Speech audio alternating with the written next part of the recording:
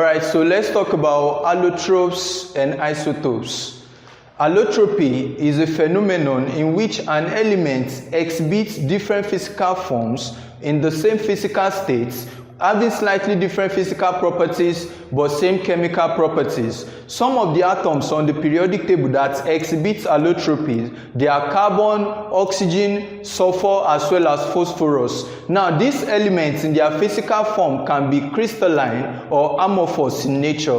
When they are crystalline, when they have their crystalline form, they have a particular shape, but in their amorphous form, they are in the powdery form. Now, when you're talking about these allotropes, examples of allotropes of carbon in their crystalline form, they are the graphite, diamond, the fullerenes, while the examples of the amorphous form, they are the coke, charcoal, as well as the soot. Now, when you're talking about the allotropes in their crystalline form, you must have seen diamond before using jerrys and all. When you're talking about graphite, graphite is what you have in your pencil when it is sharpened. The black part you have in your pencil is not actually lead, it is graphite. That is what you have in your pencil. Now, there are different physical properties. When you look at graphite, graphite is soft compared to diamond. Diamond is the hardest known substance, and graphite can conduct electricity while diamond cannot conduct electricity. The major reason graphite can conduct electricity is that in the structure,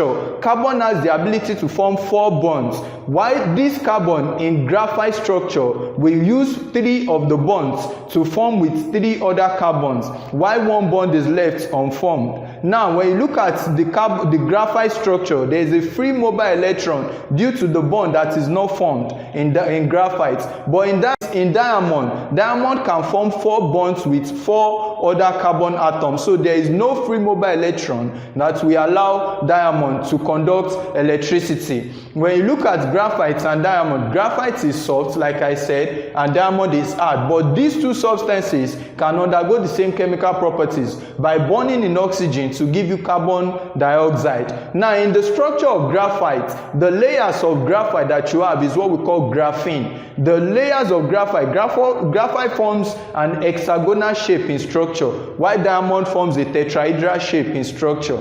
Now, this layer of graphite that you have that slide over one another, they are joined by weak van der Waals forces. These layers, they are called the graphenes. It can be extracted from graphite to form the fullerenes, which we call the Buckminster fullerene, made up of 60 carbon atoms. It is also known as buckyballs because it has a structure of ball in nature. Now, when you look at these fullerenes, they have their different applications in nanotechnology, in medicine, and so on. Now, when you're talking about other allotropes like phosphorus, phosphorus has allotrope in white phosphorus, red phosphorus, and black phosphorus. The matchstick that you use in lighting your matchbox is made up of red phosphorus. When you look at the matchstick, the red part that you have on the matchstick is made up of red phosphorus. Formerly, we use white phosphorus because of the flammability of white phosphorus. It catches fire easily in air. So we do not use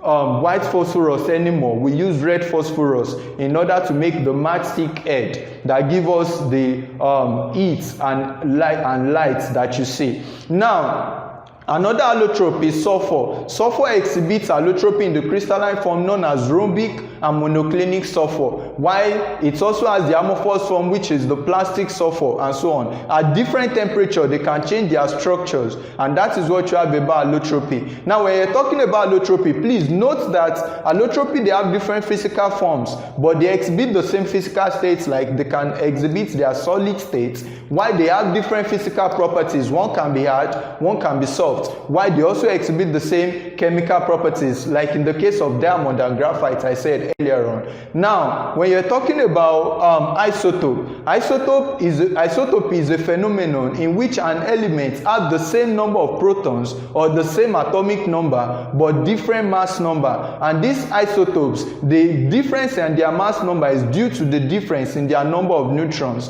They have different number of neutrons. That is why they exhibit different mass numbers. Now, when you're talking about isotopes, the examples are hydrogen, different elements, even almost all the natural elements on the periodic table exhibit isotopy. Now, when you're talking about examples, the common examples we have there, the isotopes of hydrogen, which we have we have protium, we have the deuterium, and we have tritium. These are isotopes of hydrogen. This is used, can undergo radioactivity.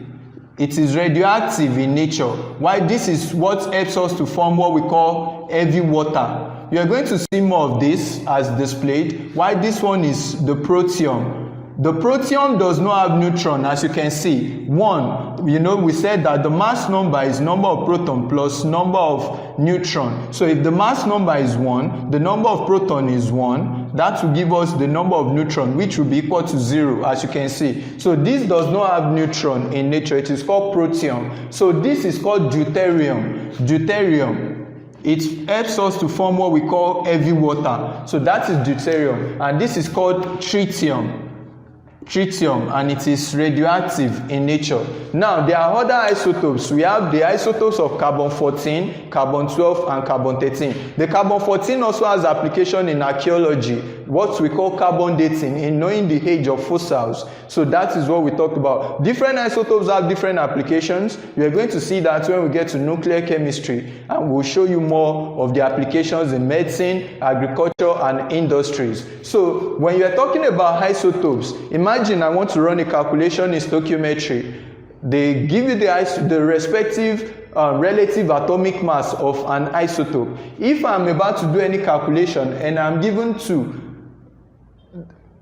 most times you don't have hydrogen to be given as, take the relative atomic mass to be 2. The relative atomic mass of hydrogen is given as 1.01 and so on. Now, this relative atomic mass is an average mass for these 3 atoms.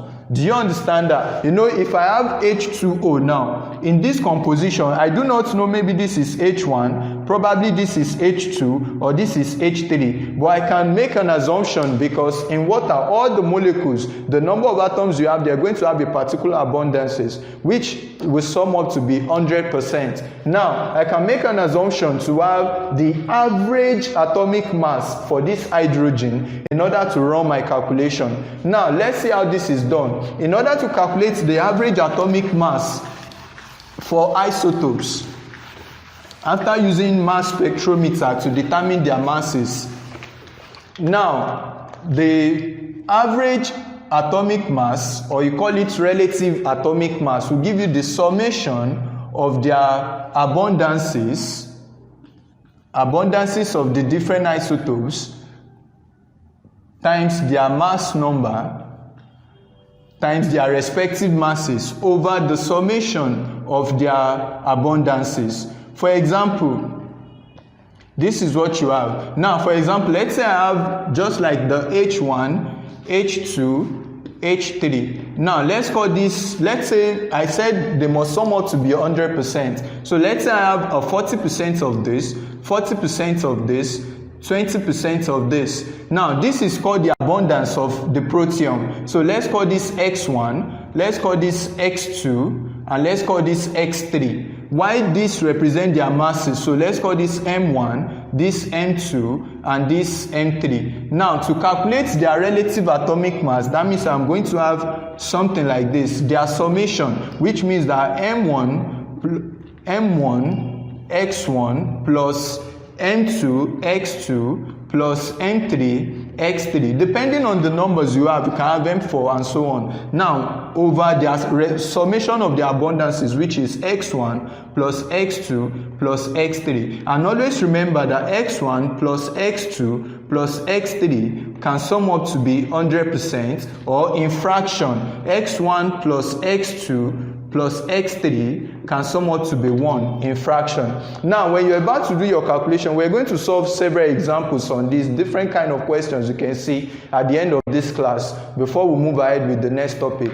But now, when you have your calculation, sometimes your calculation might ask you to calculate the respective abundances for different atoms. So let's actually make this simple.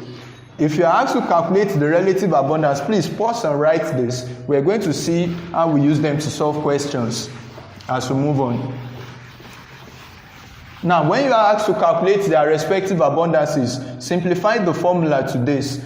let's say we have just two atoms in order to make our maths easier. So we have M1x1 times M2x2. Now this is their relative atomic mass with respect to the abundance of the first one and the second one. Now remember, let's forget about the division first. We can convert that at the end of the calculation, because the percentage we can calculate in percentage and we can also calculate in fraction.